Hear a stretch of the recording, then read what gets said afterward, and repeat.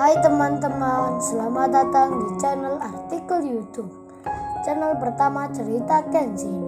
Kali ini admin upload lagi ya. Terima kasih.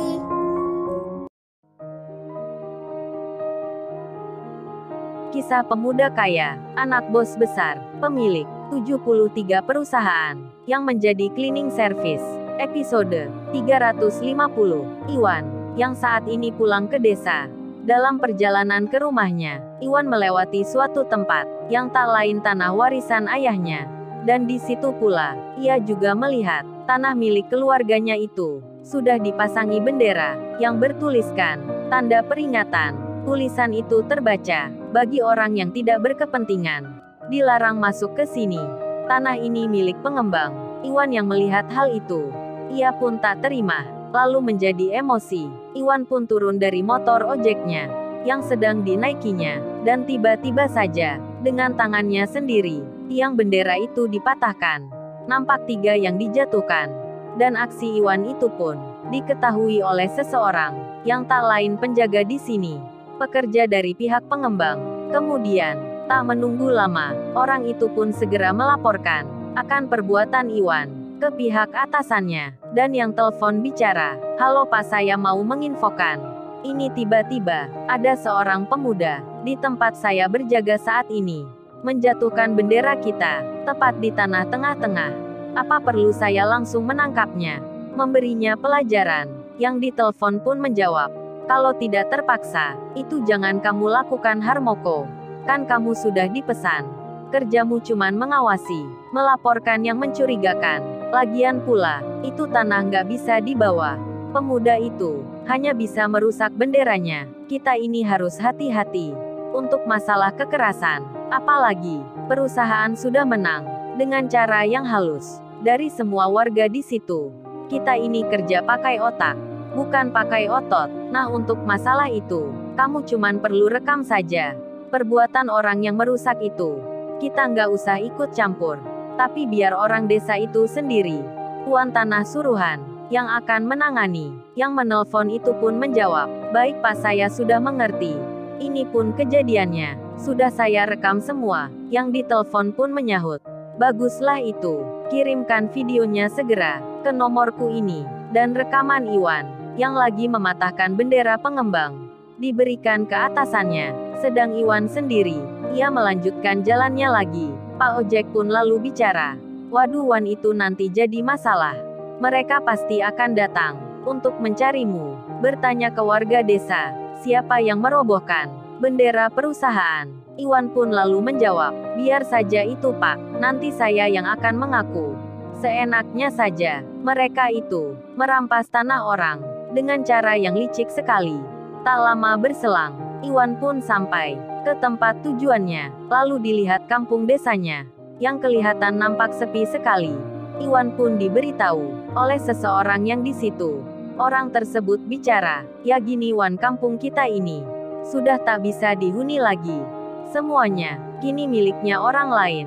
Sebentar lagi kampung sebelah itu pun akan menyusul juga. Dengar-dengar mereka juga sama, terkena jebakan pihak pengembang. Tinggal menunggu waktu saja, sampai semuanya diambil paksa." Saat mendengar itu, Iwan pun semakin emosi. Kampung halamannya, tempat kelahirannya, sudah diambil perusahaan. Dan Iwan ingin marah sekali, namun masih menahan diri, karena tiba-tiba, ada orang yang memanggilnya. Orang itu berkata, "Wan, itu kamu ditunggu ibumu. Kamu cepat ke sana." Mendengar hal tersebut, Iwan pun langsung berangkat, menuju kampung sebelah, untuk menemui ibunya. Di lain tempat, beberapa waktu kemudian, Kenshin akan pamit pulang dari rumahnya Kaori. Ketika itu, sudah menjelang jam 7 malam. Kenshin bicara, "Kaori, aku pulang dulu ya." Kaori menjawabnya, "Kok pulang sih kamu? Entar aja kan nggak apa."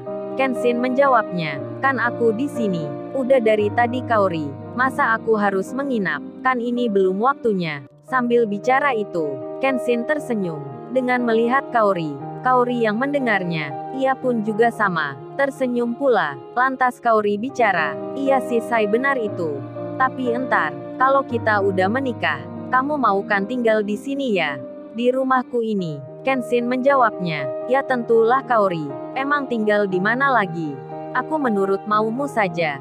Kaori merona mukanya, merasa suka jadinya. Lalu Kaori pun bertanya, terus kapan ya Sai? Kita ke desanya Mas Iwan. Aku udah nggak sabar nih. Pingin jalan-jalan menikmati alam. Kan entar kita di sana. Bisa bikin foto prawedding ya. Kan asyik juga nih ya.